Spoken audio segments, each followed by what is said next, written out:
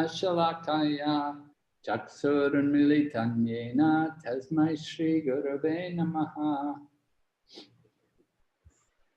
Vanchakalpatarubhyascha kripasindubhaivacha patitanam pavanebhyo vaishnavibhyo namo namaha.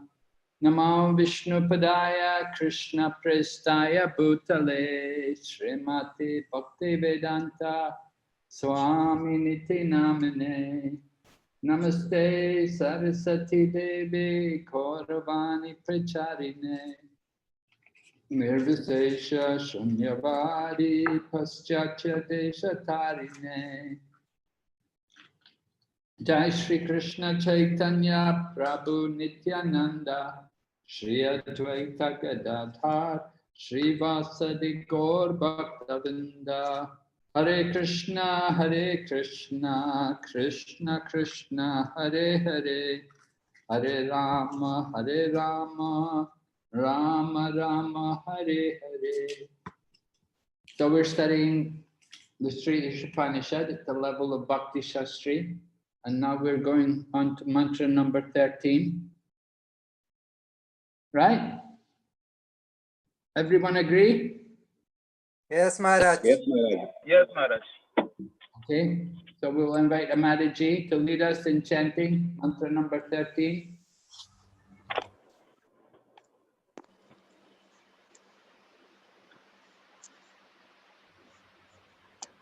Hare Krishna Maharaj. Yes, Hare Krishna. Anyad evahu sambhavat. Anyadevahu sambhavat. Anyad ahur asambhavat. Anyad ahur Asambhavat. asambhavat. Iti shushruma dhiranam. Iti Sushrumadhiranam. Enastad vichachakshire. Yenastadvijachakshire. Translation. Translation. It is said that one result is obtained by worshipping the supreme cause of all causes, and that another result is obtained by worshipping what is not supreme. All this is heard from the undisturbed authorities who clearly explained it. All right. So earlier today we heard about results of worship. Do you remember mantra number 12? Oh, wait. We're on today. What we're doing? We should be doing 12 or 13. 13, Maharaj. 13 only. Should be 13, right? Yes, Yes, Maharaj. Yeah, we finished 12. Okay. Okay, we're doing mantra 13. Mantra 13, right? Did Mantaji read mantra 13 or 12? 13 only. 13, Maharaj.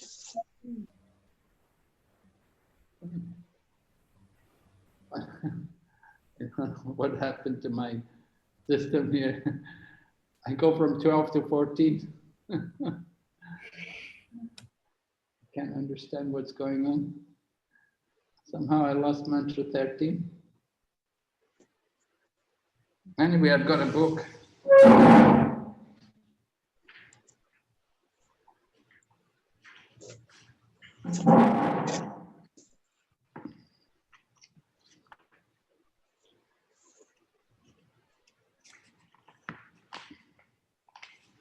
Mantra number 13.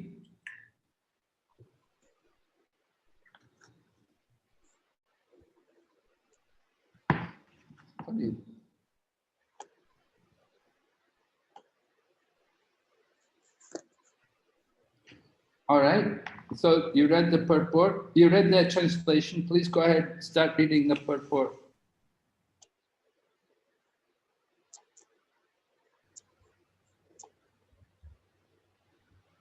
Hare Krishna Maharaj. The system of hearing from undisturbed authorities is approved in this mantra. Unless one hears from a bona fide acharya who is never disturbed by the changes of the material world, one cannot have the real key to transcendental knowledge. The bona fide spiritual master who has also heard the Shruti mantras or Vedic knowledge from his undisturbed Acharya never presents anything that is not mentioned in the Vedic literature. In the Bhagavad Gita 9.25, it is clearly said that those who worship the Pitris or forefathers attain the planets of the forefathers. That the gross materialists who make plans to remain here stay in this world. And that the devotees of the Lord who worship none but Lord Krishna, the supreme cause of all causes, reach him in his spiritual sky. Here also in Sri Isopanisad, it is verified that one achieves different results by different modes of worship. If we worship the Supreme Lord, we will certainly reach Him in His eternal abode. And if we worship demigods like the sun god or moon god, we can reach their respective planets without a doubt. And if we wish to remain on this wretched planet with our planning conventions and our stopgap political adjustment, we can certainly do that also. All right, thank you. So system of learning, hearing. We find this again and again coming up in the purports. It's the important message from Lord Chaitanya also. Lord Chaitanya gave great importance to hearing and hearing from the proper authorities. Described here, undisturbed authorities, right? The undisturbed, the dhiras, again it's mentioned, dhiranam. So we had this before, the word dhiras, sober-minded, undisturbed, and sushruma, I heard it from the dhiras. So sushruma, dhiranam. So hearing from the proper authority, very important. So the bona fide spiritual master who has also heard the Shruti mantras, right? So is this also Shruti mantra? Yes, Maharaj. Isopanisad Shruti Mantra. Right. Yes, we're hearing from the Vedas. This is the original Vedic knowledge. So nobody can say, oh, I don't accept this. This is Shruti, Vedic authority.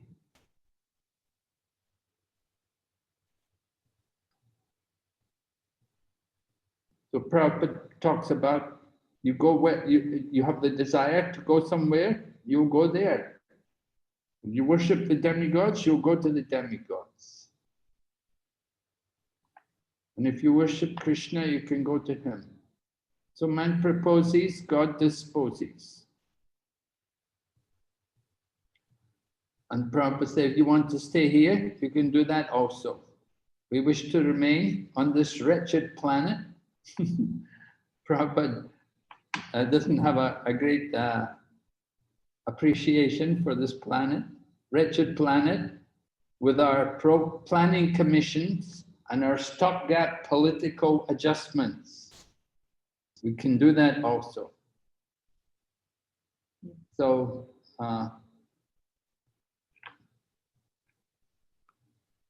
we have some independence. We have very small independence. We heard how Krishna is supremely independent. Our independence is very small. Our independence is either Krishna or Maya. Which one do we want? We get that choice. Are we going to surrender to Krishna or we go to Maya? We go to Maya, then we come under the laws of our karma. We have our karma. Will arrange for us to worship a particular demigod or to worship the ghosts or the pitris, whatever. This is all due to our karma, due to our situation in the material energy. But if we surrender to Krishna, then Krishna can make arrangements to bring us out from this place. Okay, we'll go ahead. Let's have a man read.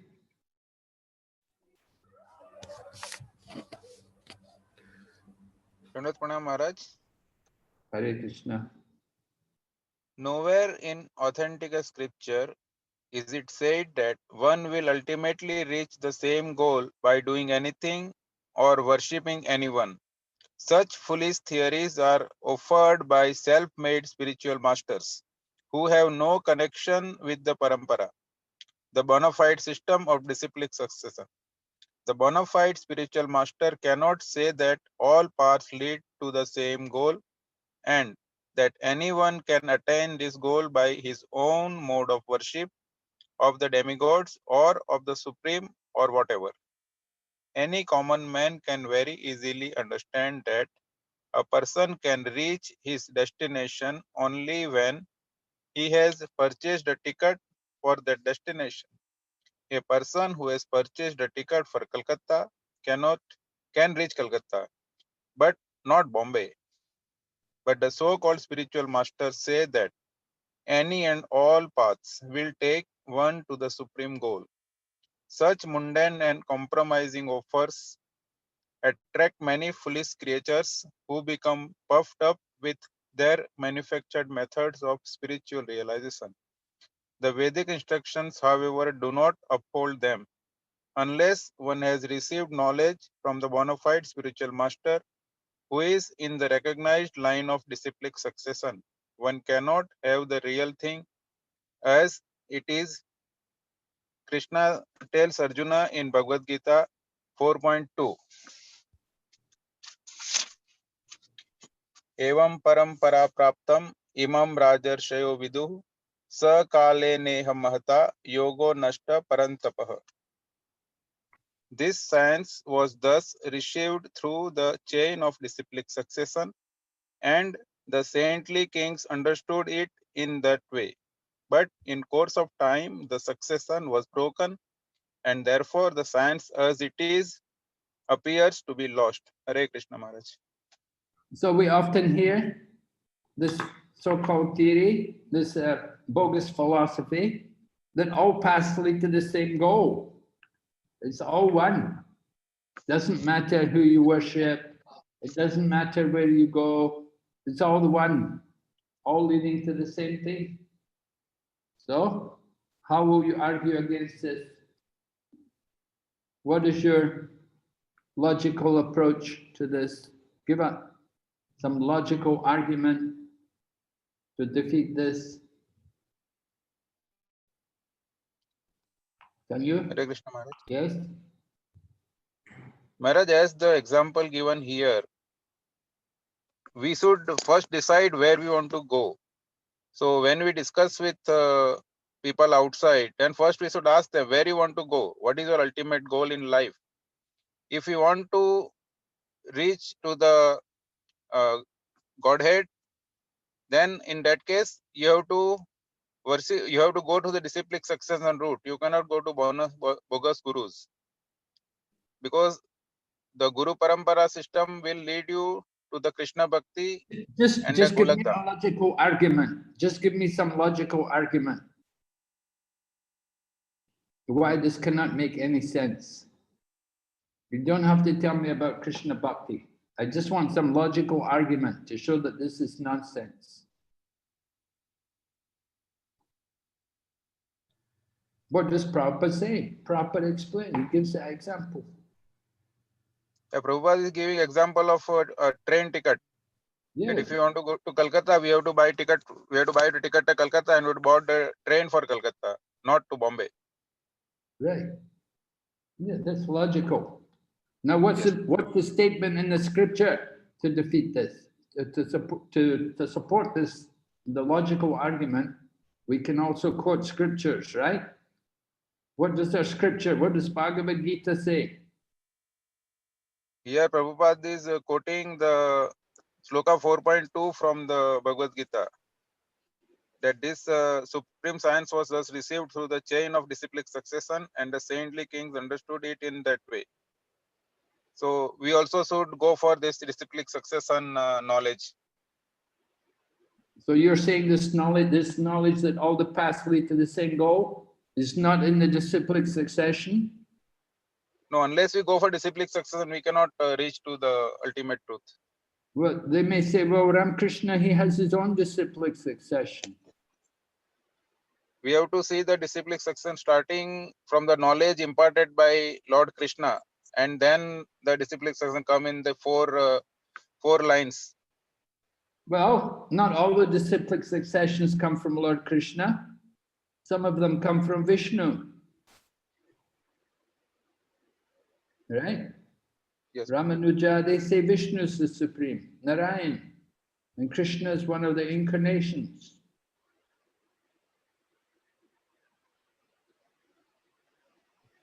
They're not all Krishna bhaktas. Different sampradayas, they worship different, right? Sri Vaishnavas, they don't give so much importance to Krishna. They're worshipping more Lord Rama, Lord Ram and Lakshmi Narayan, Vishnu avatars, sometimes Krishna, but not much. So you have to be careful like that. No, who knows the better verse? Where's Uttama Krishna? Uttama Krishna Prabhu. Hare Krishna Maharaj, Dandavat Pranam at your divine lotus feet. So what's the verse from the Bhagavad Gita to defeat this logic that all past? Maharaj, in this verse, logic is if we worship anything Vishnu or above of Vishnu Datta, that is perfect. If we worship Lord Vishnu or above of Vishnu Datta, that is perfect. But ultimately, as we know that 3 times Ram Nam, 1 times Krishna's name. So in that way, what is the ultimate we have to reach? That is which is as already given to in the name of Krishna, worshipping to Krishna. So do you know the verse in Bhagavad Gita which I'm looking for, which can defeat this example? There are, I immediately comes in my mind, Aham Sarvasya Prabhavo. Among all of them, I'm the topmost. No, that's not going to help me defeat Yatamata. Okay, that Sarva Dharman Paritejya Mamam Ekam Saranam Braja.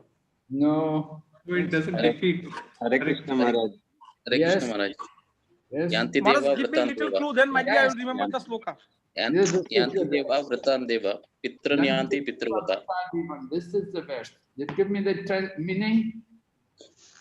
Those who worship the demigods take the birth among the demigods. And those who worship the spirit ghosts, they will take the spirit birth in the among the ghosts, spirits and sisters. And those who worship me, they will come to me. Yes, very clear. Quote that verse, then it's very clear, right? Okay, we'll go ahead. Let's have another Prabhu read. Nowhere. When Hare Krishna Maharaj, Yes. Dandotana. When Lord Sri Krishna was present on this earth, the Bhakti Yoga principles, Okay, yeah. Bhakti Yoga principles defined in the Bhagavad Gita had become destroyed. Therefore, the Lord had to re-establish the disciplic system, beginning with Arjuna, who was the most confidential friend and devotee of the Lord. The Lord clearly told Arjuna, Bhagavad Gita 4.3, that it was because Arjuna was his devotee and friend that he could understand the principle of the Bhagavad Gita.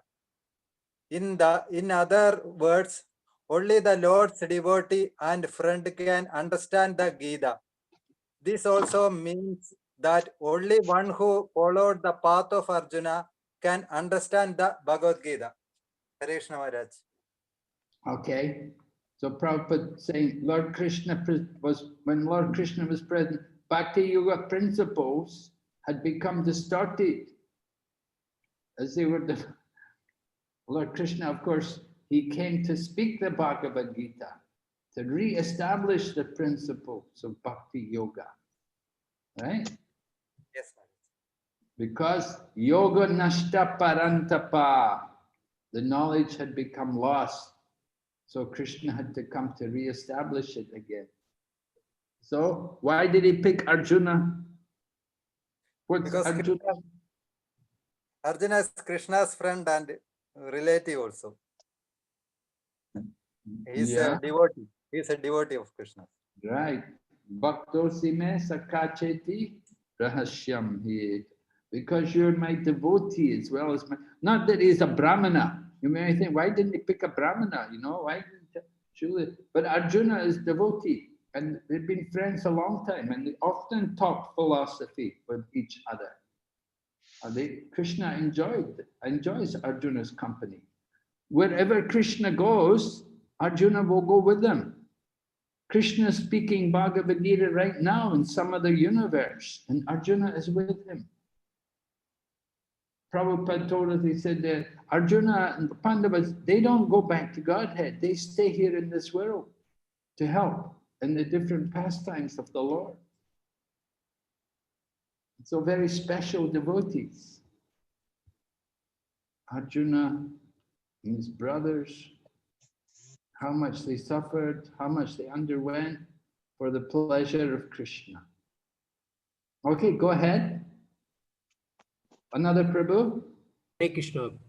At the present moment, there are many interpreters and translators of this sublime dialogue who care nothing for Lord Krishna and Arjuna.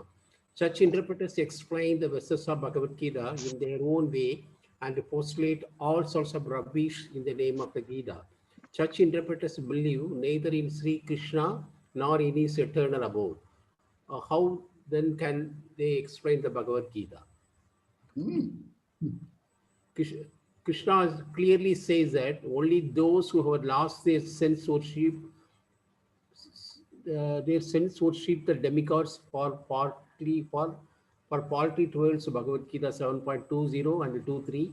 Ultimately, he advises that one give up all other ways and modes of worship and fully surrender unto him alone. Bhagavad Gita 18.66. Only those who are cleansed of all sinful reactions can have such unflinching faith in the Supreme Lord. Others will continue hovering on the material platform with their paltry ways of worship and thus will be misled from the real path under the false impression that all paths lead to the same goal. Okay, thank you. So, Prabhupada is describing here to us qualification to render devotional service. If they want to do service, to have such unflinching faith in the Supreme Lord, what's required?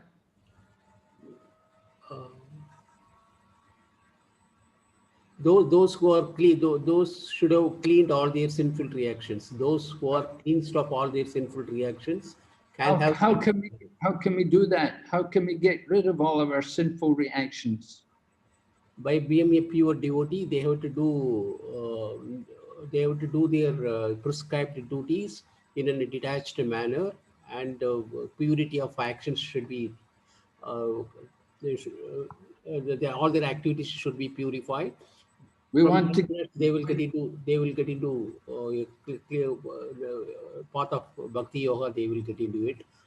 Can you recommend a particular part of the bhakti yoga process which we should do to help us to get rid of sinful reactions? Yes. Yes, what? By purified, when the nishkama karma, when we perform, our activities and mind gets purified. The purified mind, the bhakti automatically develops. So when we follow bhakti yoga, love for Godhead is developed. Then we follow. No. I don't, this is not what I want. How are we going to get rid of our sinful reactions? What's it? Quick. Bhakti is pure bhakti is. What do we need to do then? What is that pure bhakti? How are you going to do it? Pure bhakti can be done with chanting and chanting, right? Following Acharya's instructions. By chanting the holy name, right? The power of the holy name. If we call out the chanting of the Sankirtan, we join in the Sankirtan, the chanting of the holy name. Lord Chaitanya says, Chaito Darpana Marjanam, right? Cleanses the mirror of the mind, extinguishes the blazing fire of material life. This is the Sankirtan movement.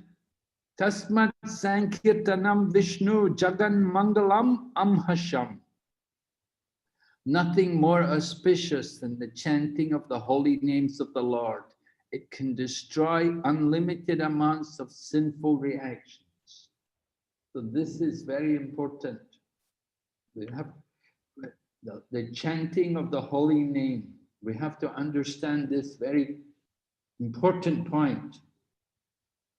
We want to get rid of these sinful reactions. Krishna says in Bhagavad Gita, those people who have acted piously in previous lives and in this life, and who are free from sinful reactions, then they can engage themselves in my service with determination.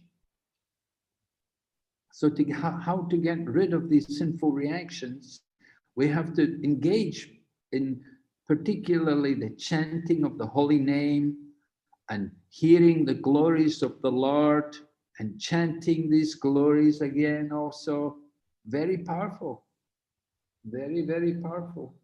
It takes away all of our sinful reactions. Okay, go ahead. Mataji's now.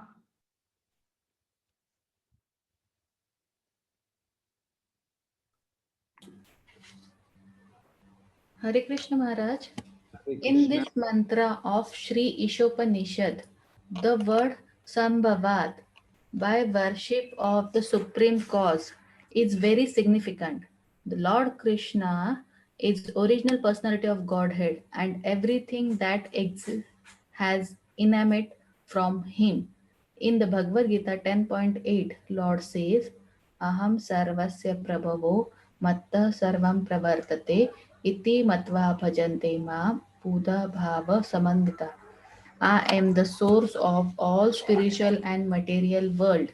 Everything emanates from me. The wise who perfectly knows this engage in my devotional service and worship me with all their hearts.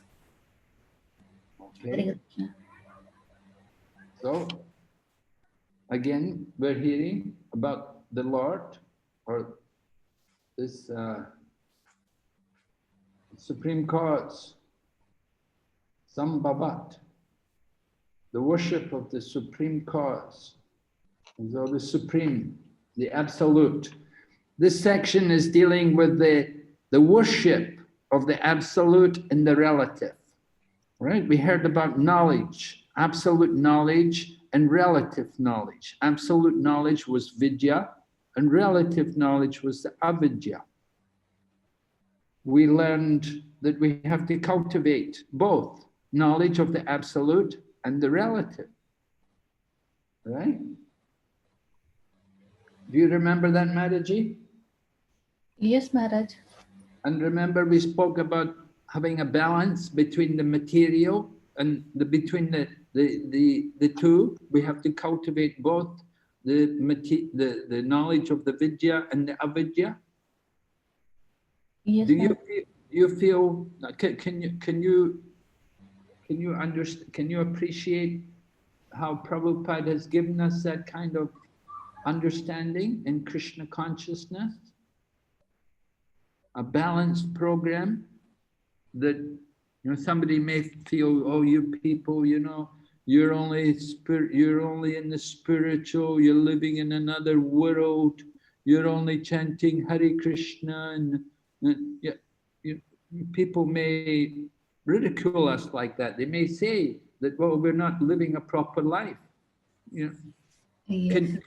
could you argue again? Could you give me evidence? Could you say something about the balance between vidya and avidya, the relative and the absolute, in our Krishna consciousness movement, in the philosophy, the lifestyle of a devotee? Do you feel we're being neglectful in any way? No, absolutely not. So Because how do you feel is better than other people? Because devotee use every material thing in this world, they use for the Krishna service. Oh, that's fanatic. You're just a fanatic. You know, if you talk like that to people, you know, they'll just laugh at you, you know, they'll say, you're just fanatic, you know. Nobody's going to really go for that kind of argument. You talk like that.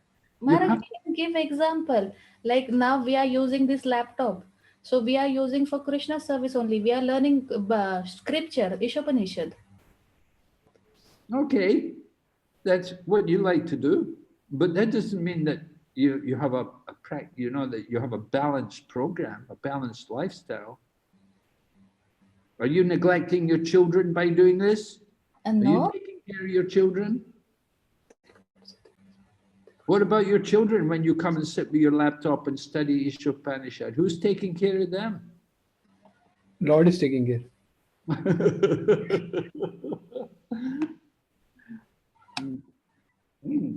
Well, we have to be careful how we preach.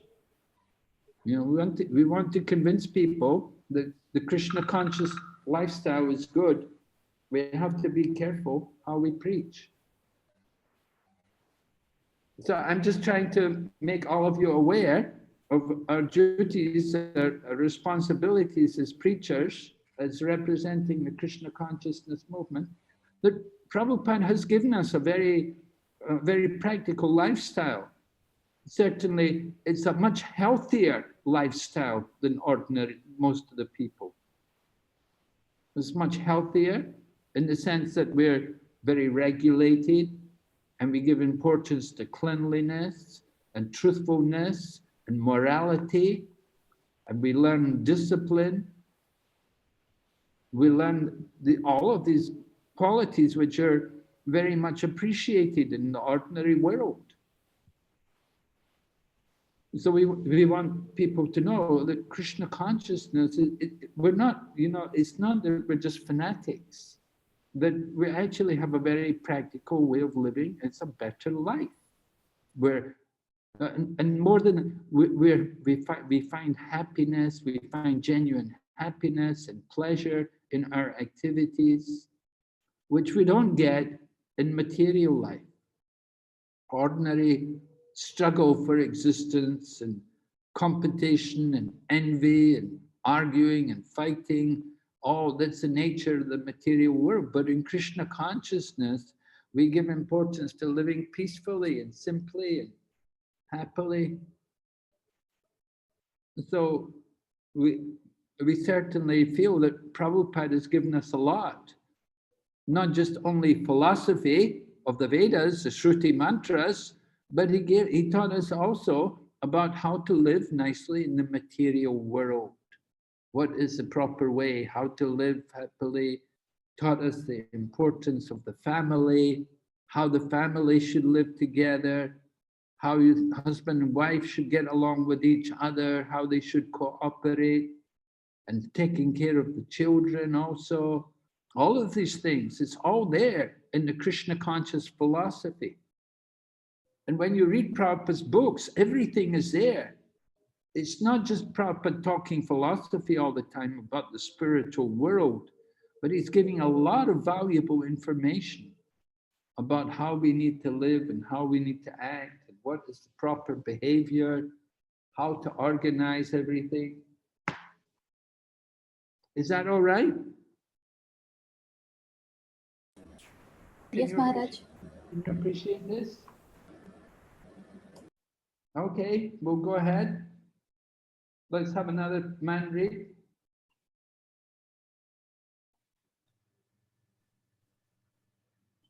Yes, another Prabhu, please. Hare Krishna Maharaj. Hare Krishna. Here is the correct description of the Supreme Lord given by the Lord himself.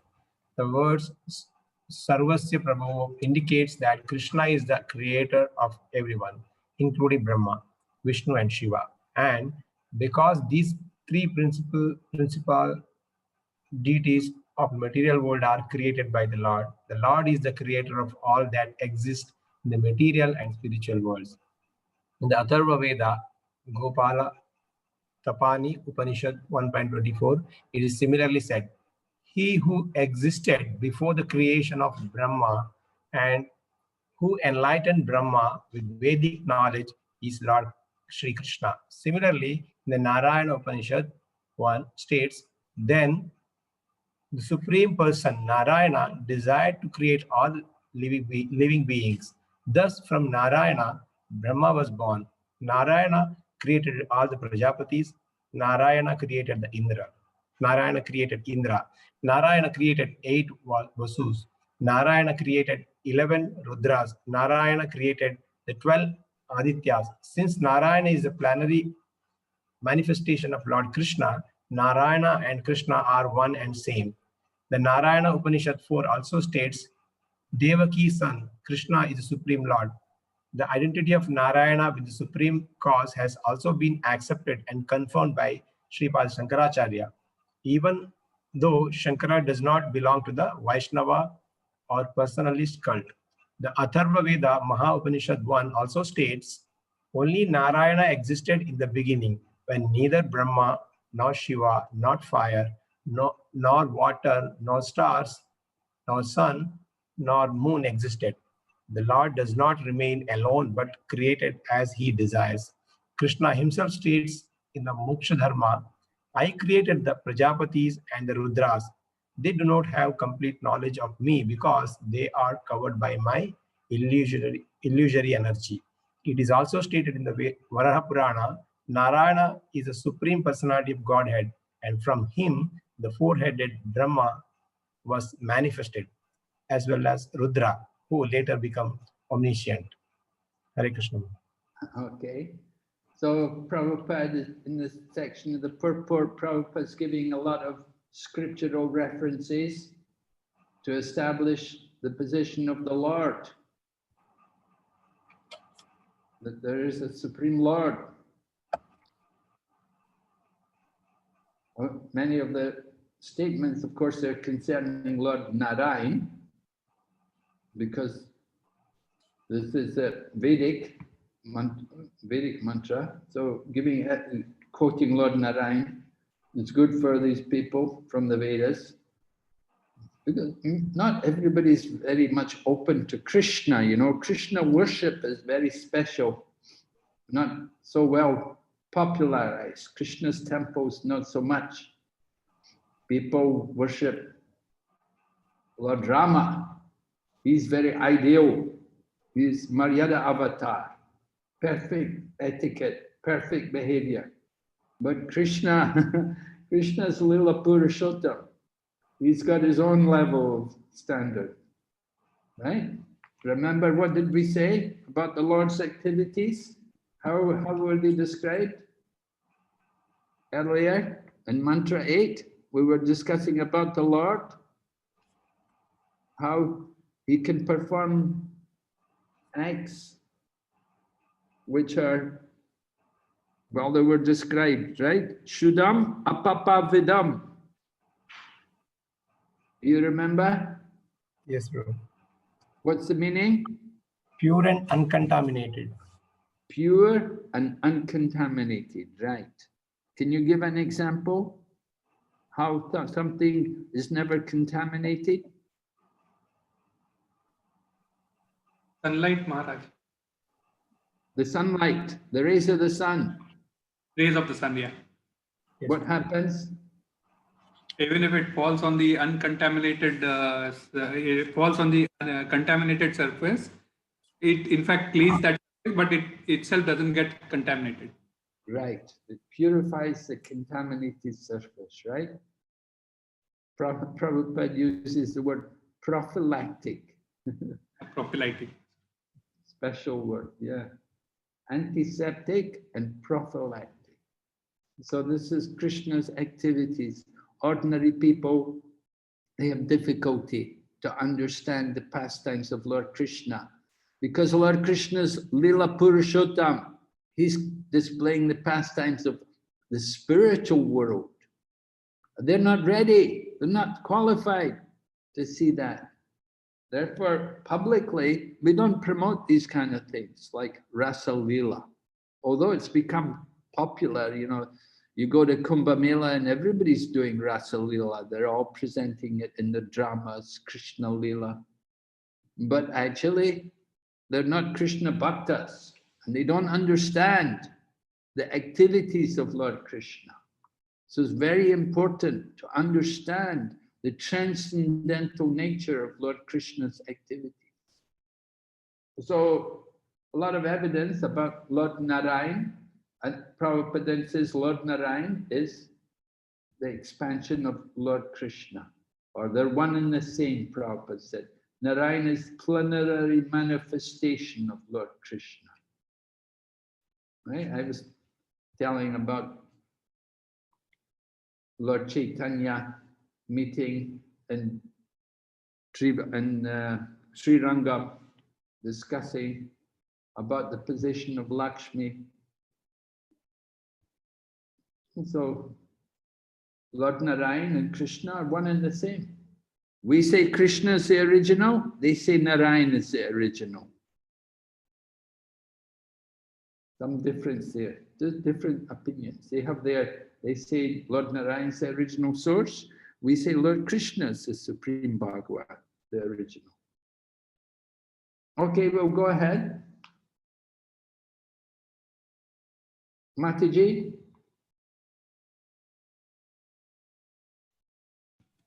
Hare Krishna Maharaj. Hare Krishna.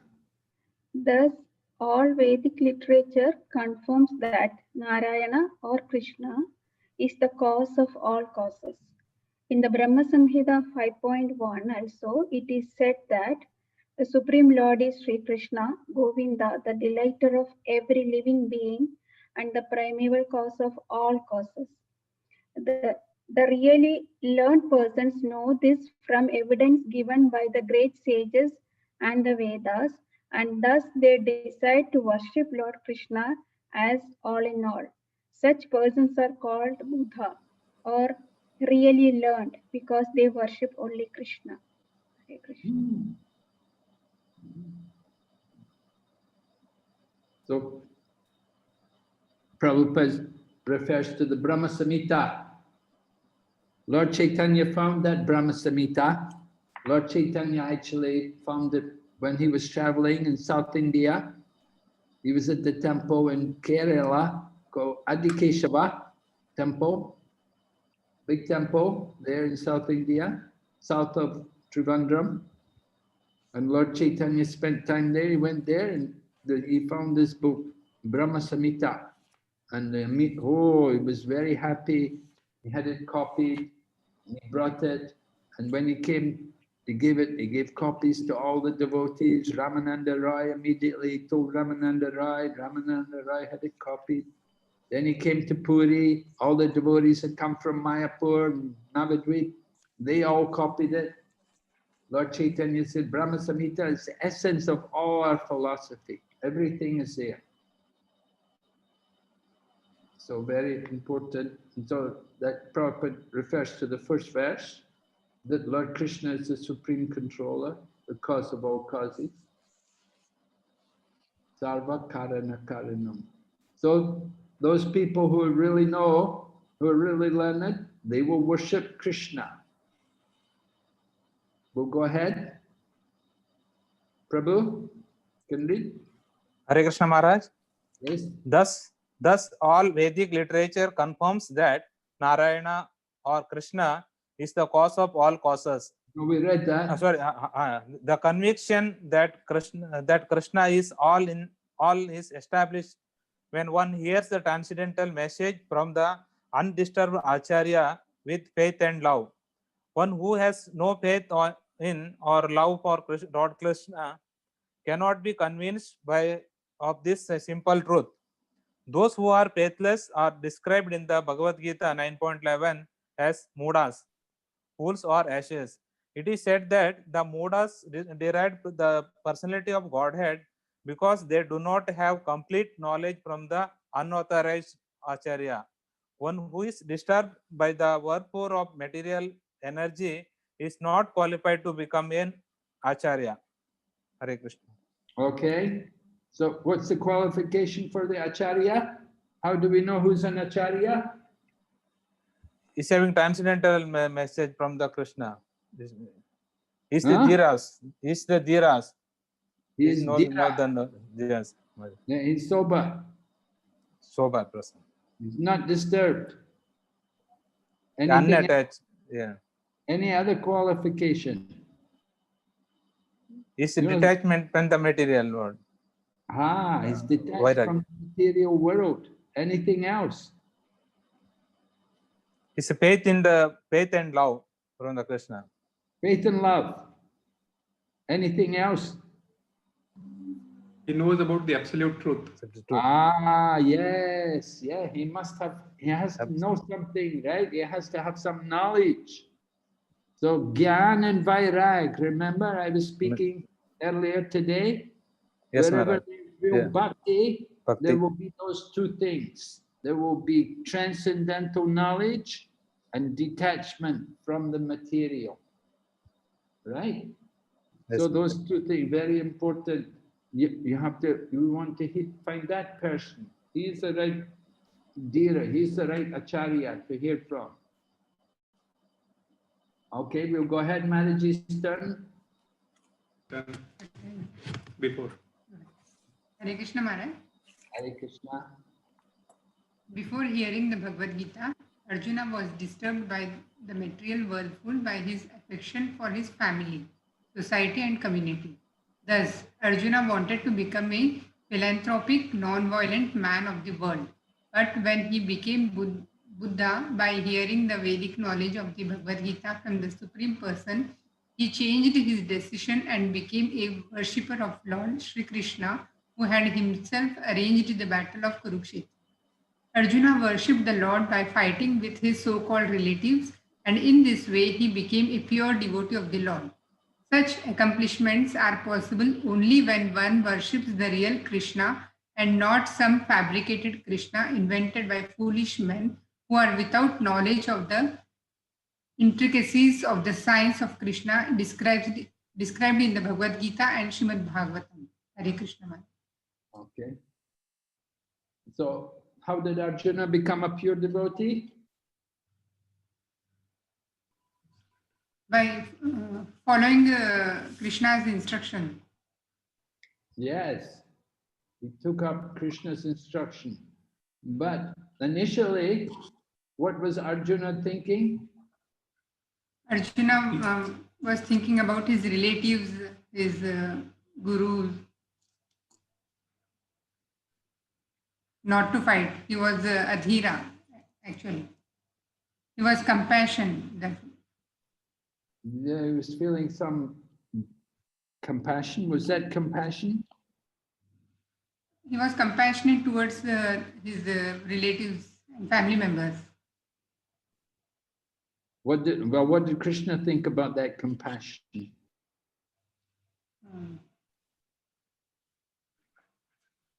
Was that actually compassion? No, that was not actually compassion. Right. What actually? Because why not? What was wrong with that compassion? Actually, Arjuna was thinking on the bodily concept. Yes, because Arjuna was thinking on the bodily concept. Yeah. That compassion based on the body. Body. Yeah. What did Krishna say? Krishna said, that well, yes. Yeah, soul and soul will never be killed. Huh? You are a soul. Soul will not be killed by anyone. Yes. Not a body. Yes. You're mourning for what is not worthy of grief. Those who are wise lament neither for the living nor the dead. Because the soul never dies, but not the body. So they changed the body. So Krishna wanted to bring Arjuna out of the bodily platform and bring him to the transcendental platform. He brought him to the point of surrendering to Krishna, doing what Krishna wanted. Arjuna didn't want to fight, but he did it because Krishna wanted him to do it. So that's the pure devotee. We do what Krishna wants. What does Krishna want? The pure devotee of Krishna is surrendered to Krishna. Now, even one time in Jagannath Puri, while Lord Chaitanya was living there, there was one man came there and he was arguing about he said, you know, the Lord is the supreme male, and you're all the Lord's prakriti. You are feminine in relation to the Lord. So you're like the wife of the Lord. So it's the duty of the chaste wife that she should never utter the name of the husband. Just like Mother Sita, she never uttered the name of Ram, right?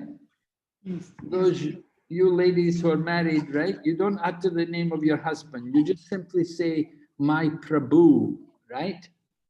Yes. Yes. Right? Maybe. Anyway, that used to be the culture, and we try to encourage that culture. It's a good culture for a woman to take that mode, not to utter the name of husband, but simply to refer to my husband, my Prabhu, like that. And so the man was arguing that, why are you all chanting the name of your husband? Krishna, you're the Prakriti and Krishna's the Purush, and you're all chanting the name of Krishna. This is not good. He was arguing like that. So the devotees, they didn't know quite what to say. So then they said, wait, Lord Chaitanya is going to come.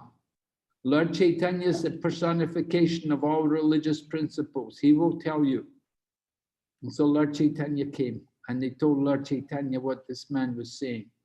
So Lord Chaitanya replied, he said, it's the duty of a chaste wife to follow the order of her husband. And the order of her husband, Lord Krishna has ordered that we should all chant his name. And this way Lord Chaitanya defeated the man's arguments. Okay, so I don't know how I got into that, but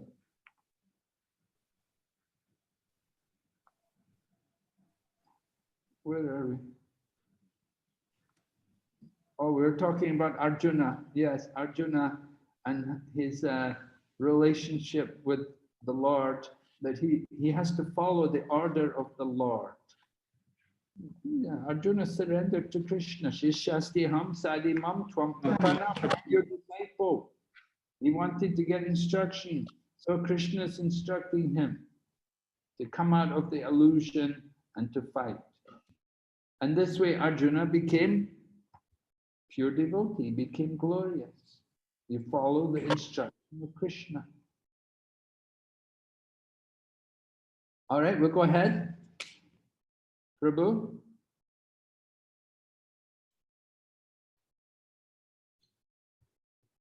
One gentleman can read for us. Hare Krishna. Hare Krishna.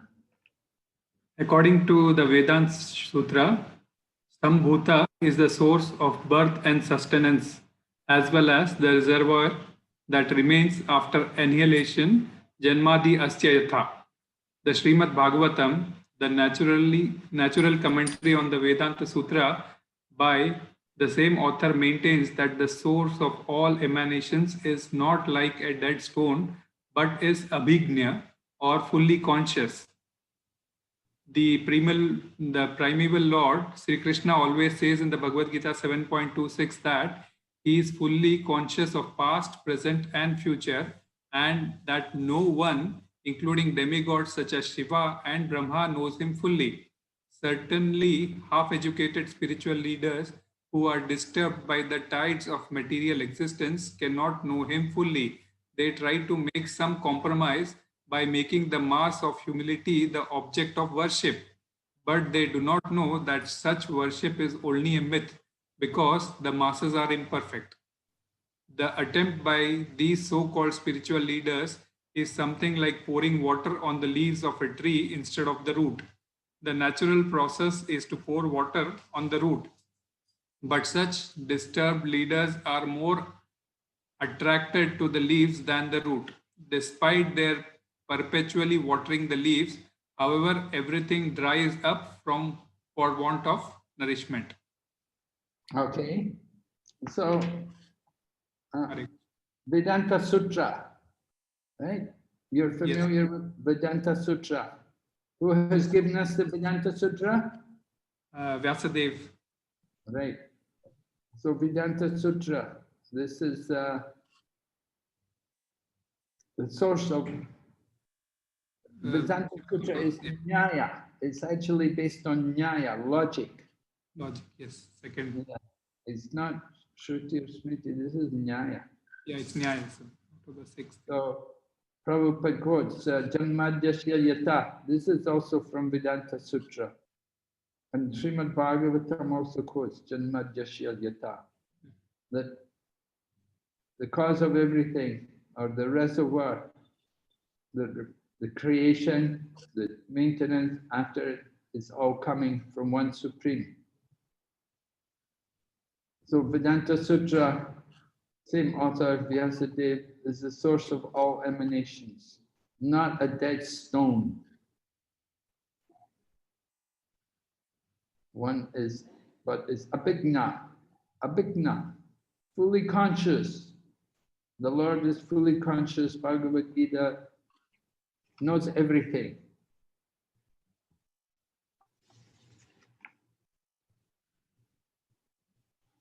But then Prabhupada talks, half-educated spiritual leaders are disturbed by the tides of material existence, cannot know him. And they try to make some compromise by making the mass of humanity the object of worship. How do they do that? How will they go about making the mass of humanity the object of worship?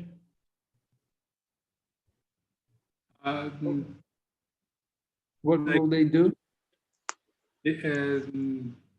Like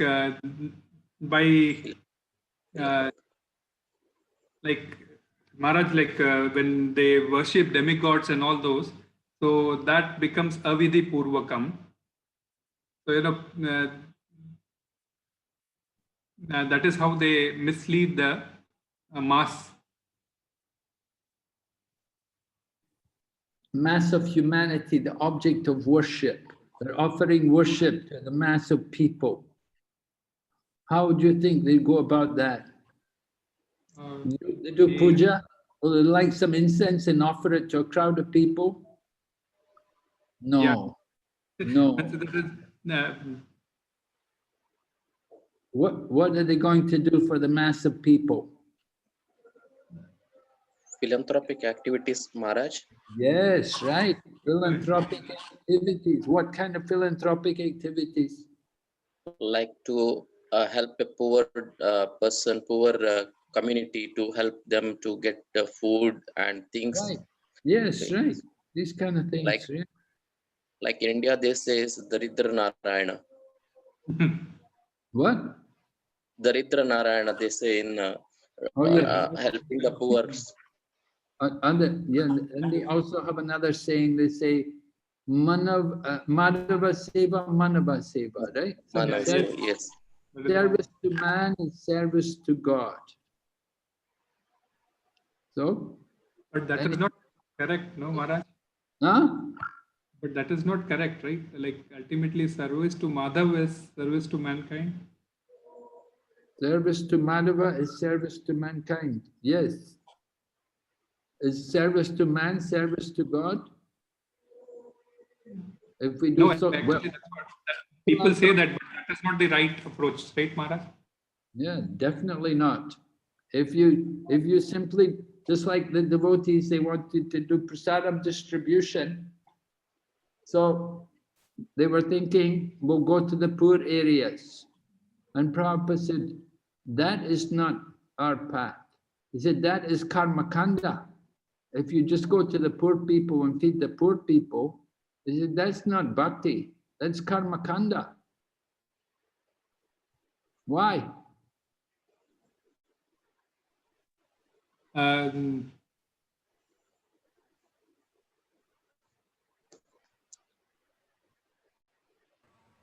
Maharaj, it doesn't elevates the person who helps them, and nor the person who receives this also, he will understand what is the truth, what is the absolute truth also, Maharaj. Well, they might do. You know, I mean, they can generally, you give them prasadam, there's some benefit. Yeah, prasadam will helpful, Maharaj, but other like philanthropic activities just only to help their bellies, and they will forget to think later on. Yeah, feeding the poor people. If you just go to the poor people, you're not seeing everybody equally. We should see everyone equally. The rich people and the poor people, they both need Krishna consciousness. Those people who are rich, they may not be hungry, but they need Krishna consciousness. They don't have that. They need to be, therefore Prabhupada said, you should go everywhere. Don't make distinction between rich and poor. You have to give everyone Krishna consciousness. And when it comes to food distribution, then everyone's invited. The rich people are often also needing Krishna consciousness just as much as the poor. No doubt about that. So worshipping the mass of people, this is how they would do it, like that.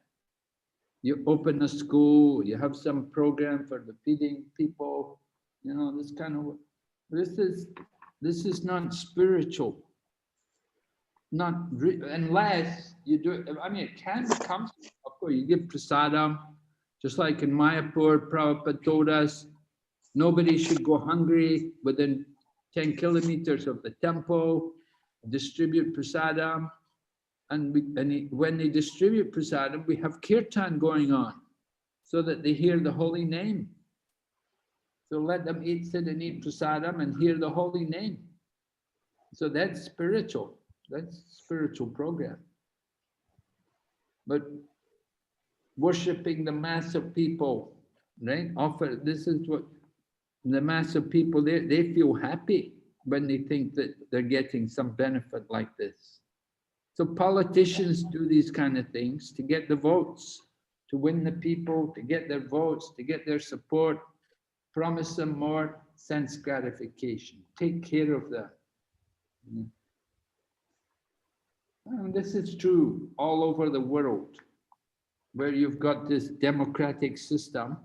Politicians will try to win followers in this way, giving some material benefit. Trump, one thing he did in America, he promised all the people who are in Vietnam that they would get good money, good pension, the government would take care of them. So everybody who was in Vietnam, they were all voting for him. So these kind of things. So this is the worship to the mass of people, satisfying the senses. So Prabhupada said, this is like what? Pouring water where? On the leaves. Yeah, what will happen? You pour the water on the leaf. The plant would dry up, and it would, in the lack of nourishment, it will dry, and the leaves will fall off, right? Yeah. Right. Yeah. Okay, so Krishna is the root. Krishna is the mula prakriti, the root of the material nature. You know, in Vaishnava philosophy, we say Vishnu is the cause of the material nature, comes from him. But what do the Mayavadis say? What's the relationship between Vishnu and the material nature, the prakriti?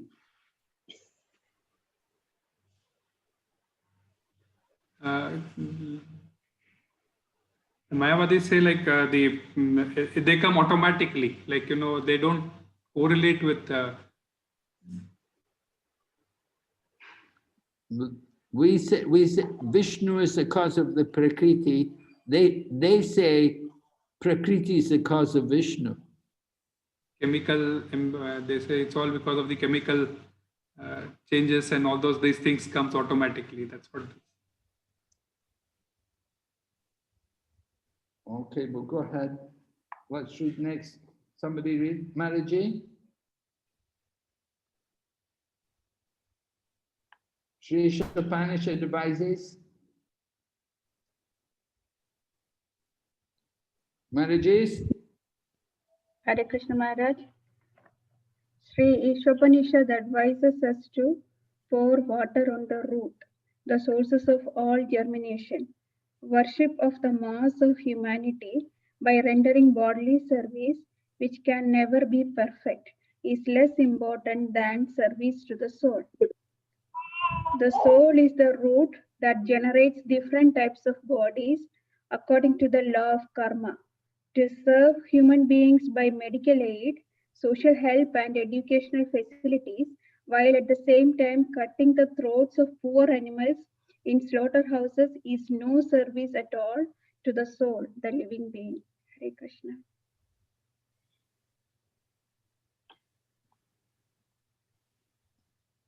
So Srila Prabhupada is explaining to us what is important, taking care of the soul.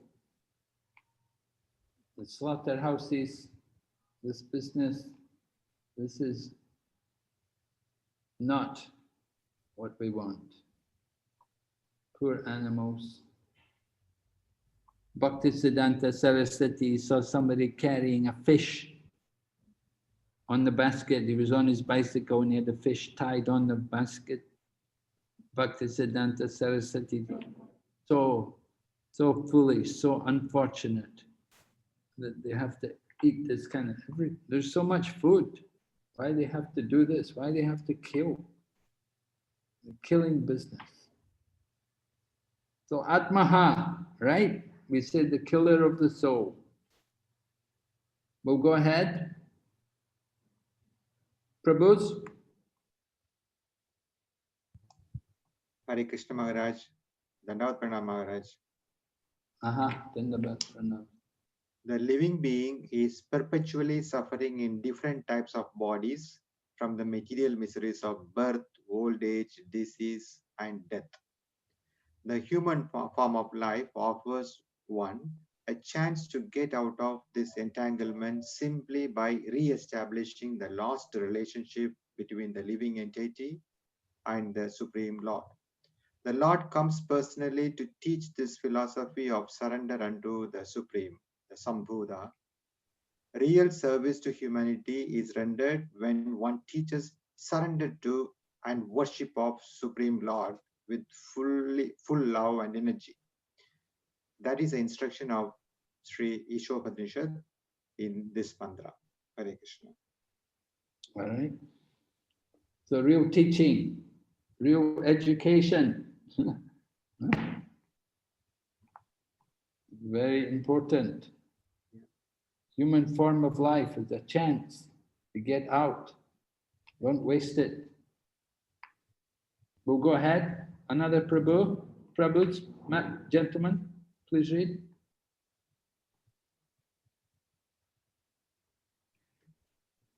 Hare Krishna, Dandavat Pranam Maharaj.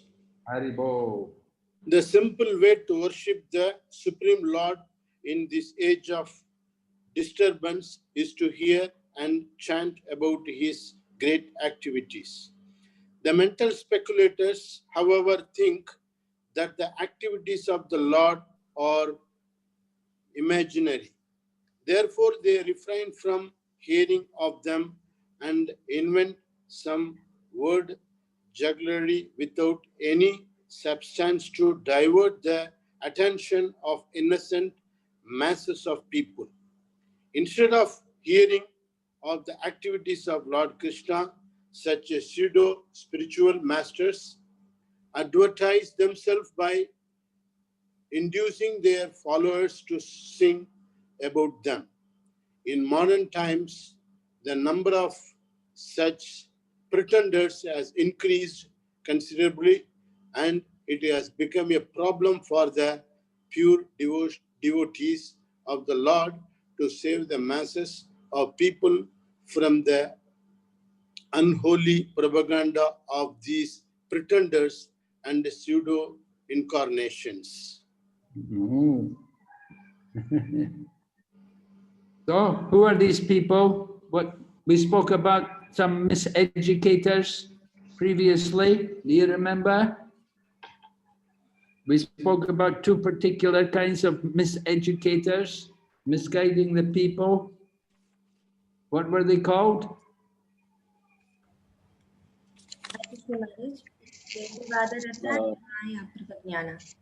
Yes, right. Vedavada Rata. Vedavada Rata, what are they desiring to do?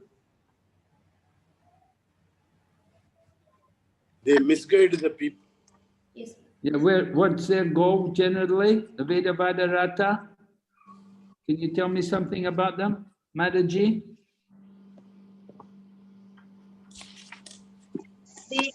They interpret the Vedas that the Vedas are all wrong. Well, they're not usually preachers. Usually they just recite the Vedas. They just recite the Vedas. Why? What's their purpose? They want to go to heaven. Yeah, some material benefit. Yes, Maharaj, sense gratification. They want to elevate themselves up to heaven, to enjoy the life there in the heavenly planets. That's what they're thinking. Recite the Vedas, we'll go to heaven. We'll enjoy. That's their mood. Yes. But the Maya Aparita Gyanas, what are they doing? They're the lowest of mankind. They reject the Lord as supreme. We don't call them the lowest of mankind, that's the Naradama. Yeah, Maharaj. Who are the Naradamas then? Naradama are the lowest of mankind, Maharaj. Why are they the lowest? Because they don't accept the Lord as supreme. And they No, there's something special. Why they're Naradama? There are many people don't accept the Lord. Not all Naradamas. After having the birth of human, they just waste their life simply like animals in the four activities. Well, but they don't just have human birth. They have a good birth. Yeah, from marriage. They don't accept the like the worship of the Lord Krishna or the culture of the family members, what they are following. But they have that birth. By birth, they have some opportunity to take up these things. Yeah. They may be Brahmins, they may be Brahmanas, but they have some good birth. But they're not able, somehow they couldn't be interested. We would say apathy. They have no interest, apathetic. You know, a very big thing. People are so apathetic. Oh, I just want to read the newspaper. I just want to relax. I just want to be comfortable. I have my home. I'm happy, you know, I don't need all this religion stuff. This is, you know, my aparita Gana. But they may even be big scientists and so on like that. They may be they could be speculators presenting their own philosophy, but they don't follow any authorized system. They will speculate, present their own theories, like we're saying. Word jugglery, play with words, present something. So they don't surrender, of course, as you say. So these are all, yes? These are all miseducated people, pseudo spirit, and they may pose themselves, they become spiritual masters, mislead the people, misguide the people. And we heard even some of them pose themselves as incarnations of God. And Prabhupada said, because this is Kali Yuga, there's more and more pretenders. And this is why when Lord Chaitanya came, he came as a covered incarnation. He did not reveal himself because he knew in the Kali Yuga there will be many cheaters. There will be many people coming and claiming that they're God and demanding worship. Therefore, Lord Chaitanya showed them the highest standard, right? Be renounced. Lord Chaitanya showed the example of Vairagya Vidya Nija Bhakti Yoga. Right? That's how it's Vairagya and Vidya, or we said Gyan and Vairag, these two things, along with devotion. This is what people need to see. But people, they talk about devotion, they have very less Gyan and no Vairag. This is the problem. So people are, the masses of people from the unholy propaganda. People are all put, everybody influenced by this kind of propaganda. Prabhupada saw the Mayavadi philosophy books everywhere, all over the world. You'll go, you'll see these Mayavadi books, Mayavadi philosophy. Very common. And Prabhupada gave the example about communism. How did the communists spread their philosophy? They said the Russians, they never really came to India. They sent the books and people picked it up. And then it was how Bengal became communist, Kerala became communist. So different states became communist. They got the books. People didn't come to preach to them. They just got some books. So Prabhupada told her, he said, send the books, distribute the books, let them get Krishna consciousness. When I went to the temple, I was thinking I was God because I'd been reading Mayavadi books. So I was thinking we're all God. And so it was so common. So we have to work, make some propaganda to try to counter this situation. Give people the real education. We'll go ahead. Prabhu? Prabhu can read? Yes? Please. Hare Krishna Maharaj. The Upanishads indirectly draw our attention to the primeval Lord Sri Krishna, but the Bhagavad Gita, which is the summary of all Upanishads, directly points to Sri Krishna. Therefore, one should hear about Krishna as he is by hearing from the Bhagavad Gita or Srimad Bhagavatam. And in this way, one's mind will gradually be cleansed of all contaminated things. Srimad Bhagavatam 1:2-17 says, by hearing of the activities of Lord, the devotee draws the attention of the Lord. Thus, the Lord being situated in the heart of every living being helps the devotee by giving him proper direction. The Bhagavad Gita 10.10 confirms this. Dadami buddhi yogam tam yena mam upayantite. Hare Krishna Maharaj. Hare Krishna. So Prabhupada's explained the Upanishad is only indirectly speaking about Krishna. We don't see the word Krishna anywhere in any of the verses, any of the mantras. The word Krishna is not there. Just speak about the Lord, the Supreme. There's no mention of Krishna. But read Bhagavad Gita, very clear. Krishna says very clear. It's all there in Bhagavad Gita. Sometimes to understand the Shruti, you have to go to the Smriti, because the Shruti is not so clear.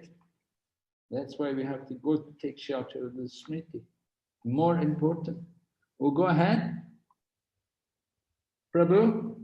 The Lord's inner direction cleanses the devotee's heart of all contamination produced by the material modes of passion and ignorance. Non-devotees are under the sway of passion and ignorance.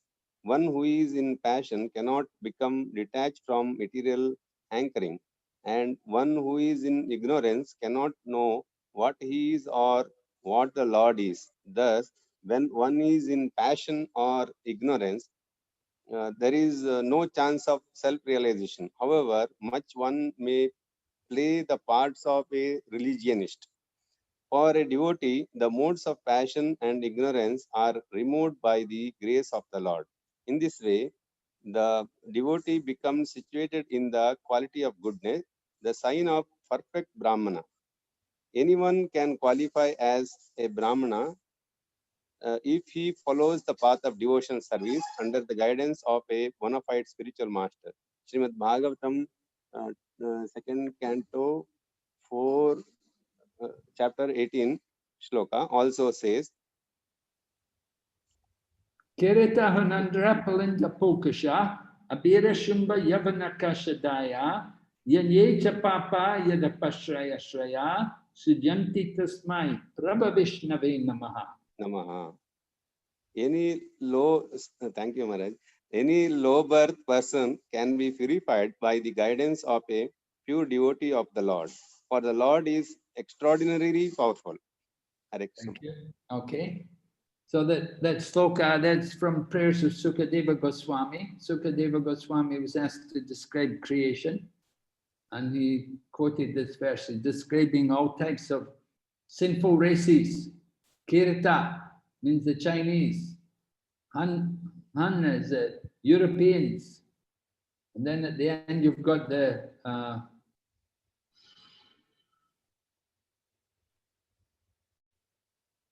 Kashadaya, Kashadesh, that's the Chinese.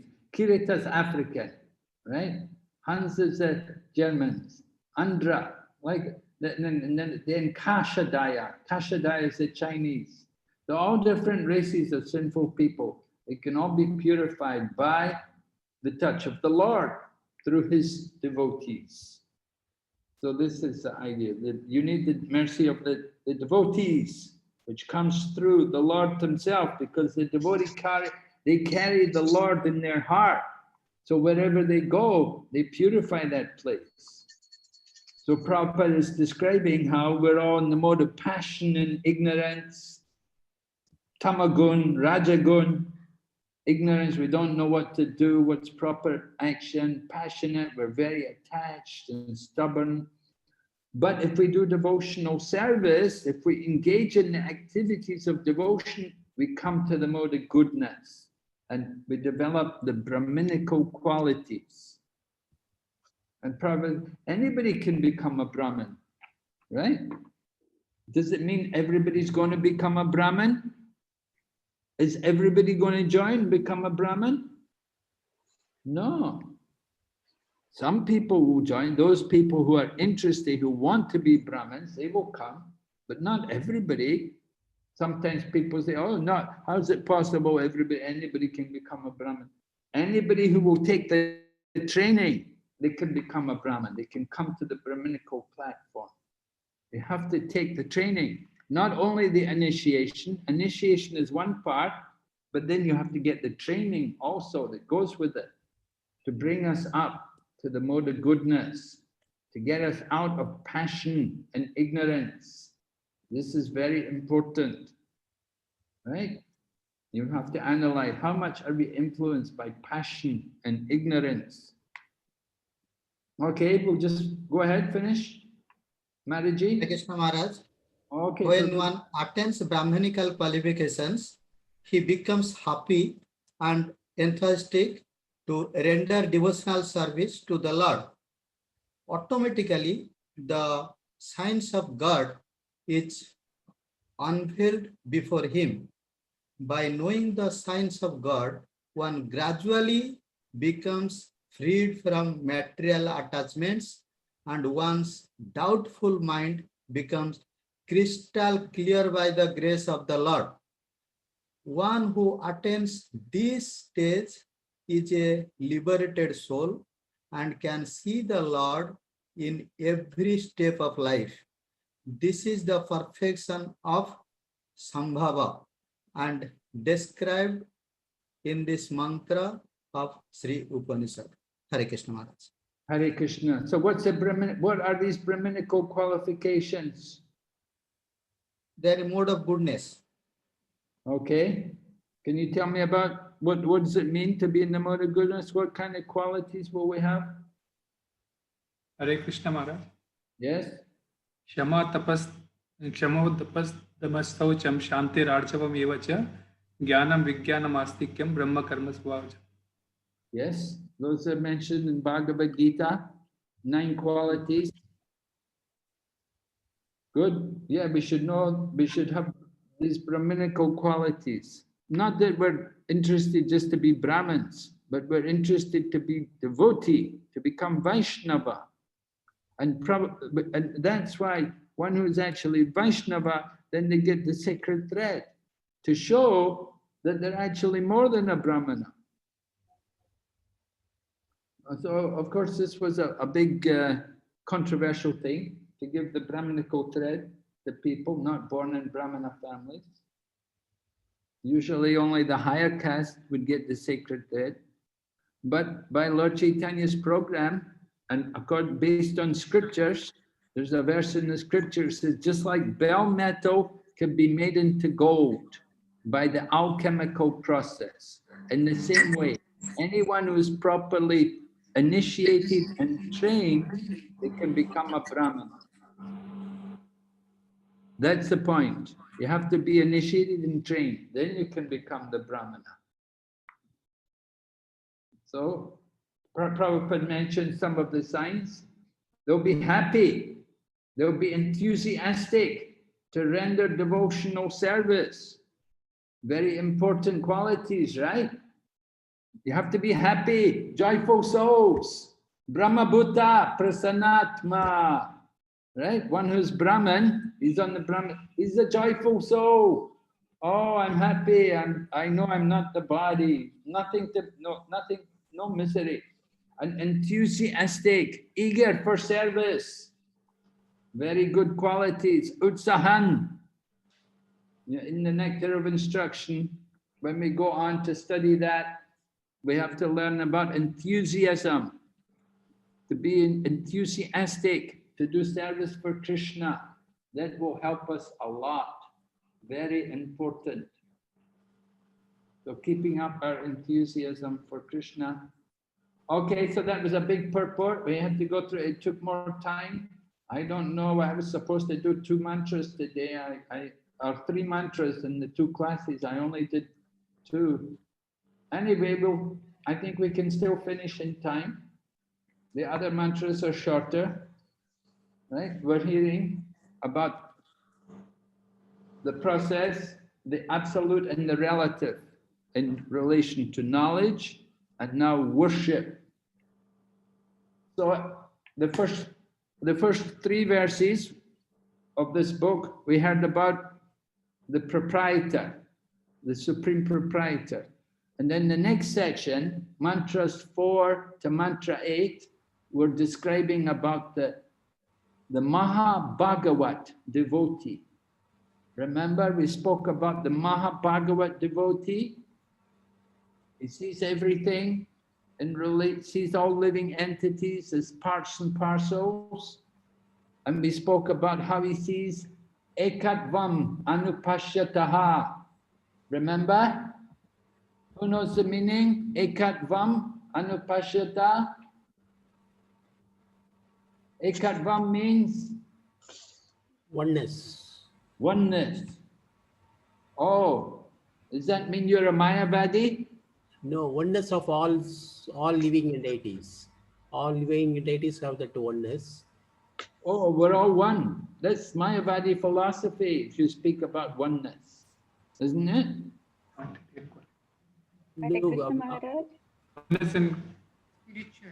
What's the difference between the oneness in Mayavadi philosophy, oneness in Vaishnava philosophy? In Mayavadi philosophy, God and all living entities are one and the same. In our philosophy, Vaishnava philosophy, a good Vaishnava must be able to see oneness of all living entities. The same quality. The dog and Brahmana. Yeah, I'm sorry, you haven't made it clear at all. You've not made it clear. You've not explained. And we are one in quality, but not in quantity, Maharaj. One in quality. Yes. One in interest, right? Yes, Maharaj. The common interest. Remember, what's the example? Family and dog. Family, right? The family. The father and the family, the children, have the common interest. In the same way, Krishna and the parts and parcels, They're one in interest, the one in quality, different in quantity. Krishna is the master, we're the servants, eternally. But Mayavadis, oneness, we're all brothers, all one, it's all one. You know, so-called politicians who speak, oh, sab admi bye-bye, you know, we're all brothers, and they'll talk like that. They have no real understanding of oneness. Just simply some words, cheap words they're speaking. The real oneness is to have the common interest with the Lord and to engage people in Krishna conscious activity. Okay, we'll stop here today. Thank you very much. We'll go on. We have to finish. We've got one more week left to finish. So, your blessings. Thank you, Maharaj. Thank you, Maharaj. Thank you, Maharaj. Very good. His Holiness Bhakti Vigna Vinasana Swami Maharaj ki Jai. Srila Prabhupada Maharaj ki Jai. Jai. Thank you, Maharaj. Thank you, Maharaj. Jai. Maharaj. Krishna, thank you all. We'll meet next on